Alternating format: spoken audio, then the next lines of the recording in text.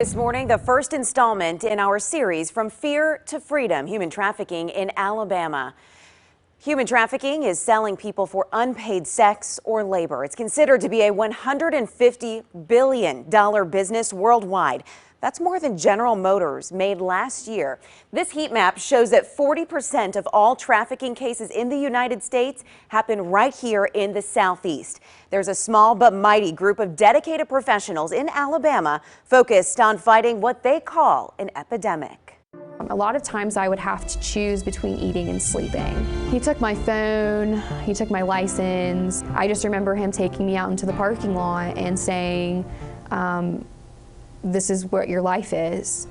Thousands of miles from home, fearing for her safety and forced into what is referred to as the life. That was Hadassah Lane's reality for months as she was trafficked for sex across the South. And he would point to cars, and he would tell me to go to this car, and to this car, and to this car. Her story is far from rare.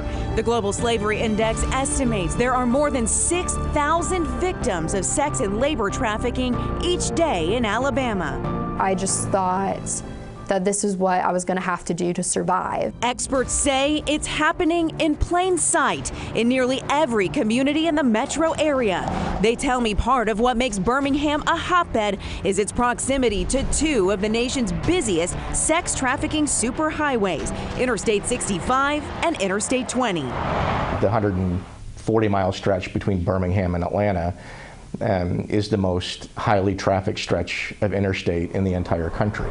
Since 2007, more than 50,000 cases of human trafficking in the U.S. have been reported to the National Human Trafficking Hotline. We continue to hear from people that, well, we don't have human trafficking going on in our community. And I tell those people, then you've got your head in the sand. There is hope and help for victims. Since escaping her trafficker, Hadassah has gone through counseling and was reunited with her son, her biggest inspiration in her recovery.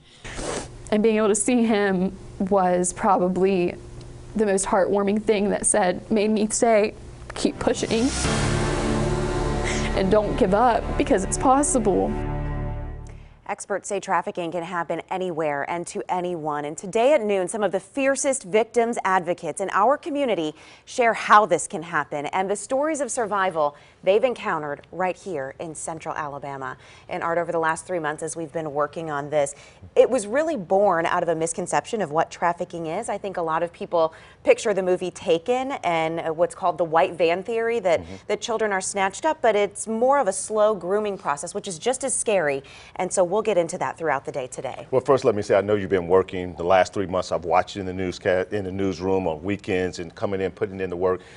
Hadassah, talking to her, she seems like she's really strong right now. So brave, so strong to share her story, and she has done great through her recovery and is looking forward to being reunited with her son on a more long-term basis. Yeah, very nice work. Thank you. Yeah. And next Thursday, we will bring you a 30-minute primetime special on human trafficking here on CBS 42.